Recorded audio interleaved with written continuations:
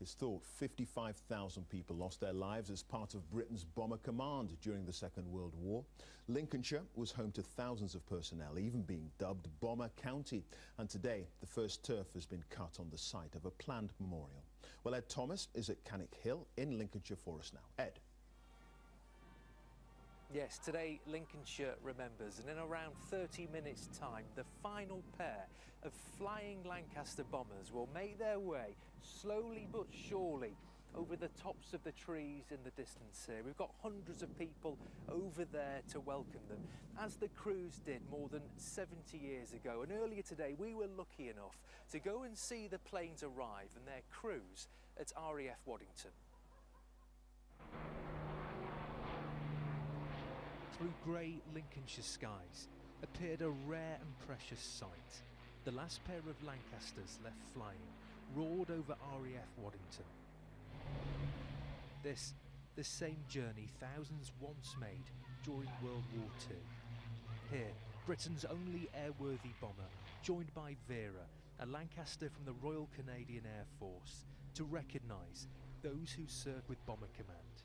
Over 55,500 men gave their lives in Bomber Command during the Second World War.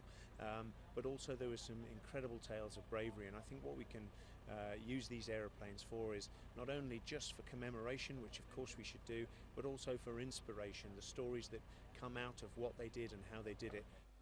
Joined together on the tarmac, the only two flying Lancasters. It's hard to believe now, but once, more than 7,000 of these bombers were in the skies.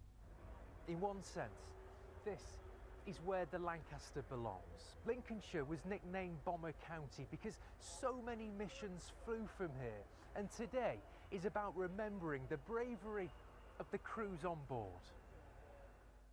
More than 55,000 Bomber Command crew members lost their lives in the Second World War. Their average age was 22.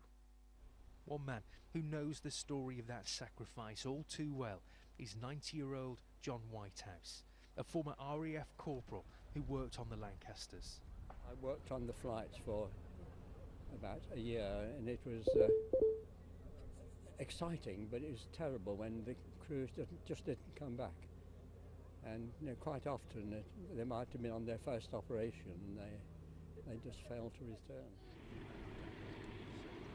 Today was about so much more than just a show. This was a reminder of the story of Bomber Command and the crews who risked everything. And everyone here is getting ready to meet those planes as they fly over. This is also the spot where Lincolnshire's permanent memorial will be to Bomber Command. It will be a spire, 100 foot tall, and on that spire the name of every single person who died here in Lincolnshire in the service of Bomber Command. More than 20,000 names, so that their stories will not be forgotten. Ed Thomas, live there in Lincoln. Thanks, Ed. So, what's the weather going to be?